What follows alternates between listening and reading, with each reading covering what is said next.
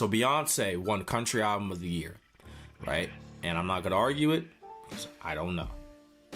But I will tell you this. I posted a TikTok about when the Grammy nominations first came out. And I said that Beyonce is most likely going to win Album of the Year, and she doesn't deserve it.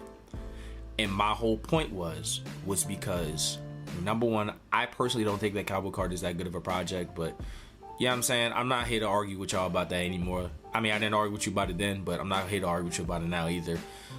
But my overall point is that because Jay-Z accepted his Legacy Award and made a whole cry and kerfuffle, I knew they were going to try to make up for it by finally giving her her first Album of the Year.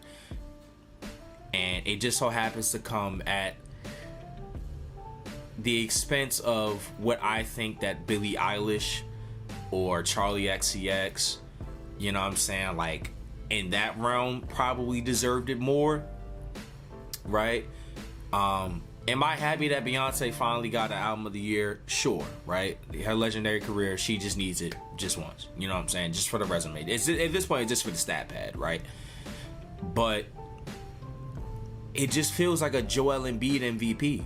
Like, it just feels like a here nigga damn award. Because your husband made such a cry and kerfuffle that you haven't won Album of the Year. So, now I'm going to give it to you when, in my opinion, you don't deserve it. A lot of people feel otherwise, but a lot of people are Beyonce stans, so we don't really talk to those people, right? But people who are just, you know, music lovers or music fans, or, you know, people that just, you know what I'm saying, enjoy Beyonce, but like aren't like super fans, you feel me? Like, I think we can all agree, like, we know why it's nominated, and it's Beyonce. Of course you're going to nominate Beyonce if she drops an album, right? And Beyonce doesn't make bad music, right? It's not a bad album. I just don't personally think it's that good to be nominated. That's my whole point.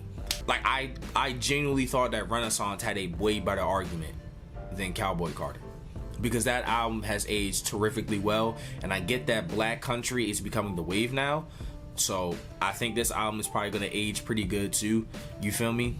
Just in terms of what it's going to do for Black artists finally breaking into, you know, country, because we've been seeing it for a little while now, but it just never really gained the traction. But now that you have like a Shabuzi and you have her, you know what I'm saying, like, you finally can, Black people can finally fully embrace country a little bit more.